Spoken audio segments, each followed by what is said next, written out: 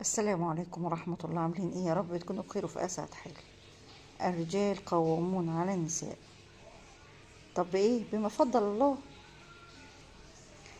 الكلمة اللي واخداها النسويين في بوجها، مش حافظين غيرها. طب ولما بتبهدلوا الرجال، لما بتمسحوا بكرامة الرجال، لما انتوا عايزين تساووا بالرجال، طب فين الرجال؟ فين الرجال؟ انتوا خليتوا فيها رجال؟ انتوا خليتوا فيها رجال ولا خليتوا فيها زفت؟ ده انتوا خليتوها بطيخ. انتوا خليتوها بطيخ، سلطة، إلا ما رحم ربي. نخش في القصة. تعبت من القصص، تعبت من القصص، وتعبت من الأفلامانات، وتعبت من اللي كل يوم بنسمعه بشكل. المهم، من 3 4 أيام، دي على الماشي كده. من 3 4 أيام بنتي طالعة العمارة بتاعتها وشم ريحة مش كويسة، ريحة شديدة، ريحة وحشة جدا، عفونة، يعني حاجة مش كويسة، كأن حد ميت، كأن حيوان ميت. تقول لي يا ماما انا يعني بعد ما مشيت وطلعت بيتها، بتقول لي انا شم الريحه من اول دور تحت، ريحه فظيعه لغايه العماره فوق.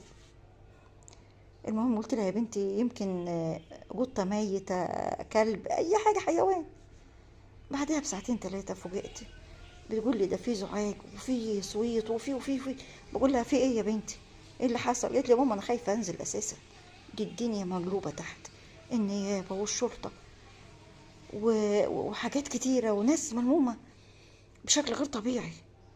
طب اهدي يا بنتي، في ايه؟ وما تنزليش من مكانك، خليكي في مكانك، ما تنزليش ولا تفتحي بابك لحد. المهم اجيلها، ما قالت لي لا ما تجيش، طالما احنا ملناش دخل في حاجه لا تيجي ولا لان الرجاله كتيره وناس كتيره ما تعرفش تعدي.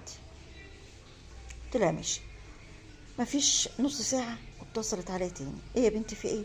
قالت لي ده في واحد ميت يا ماما، اديله 10 15 يوم. الراجل ده انا عارفاه، كنت بشوفه بيروح الجامع ويجي من الجامع، راجل زي يعني طيب ووشه كله نور. قلت لها يا بنتي ملوش حد.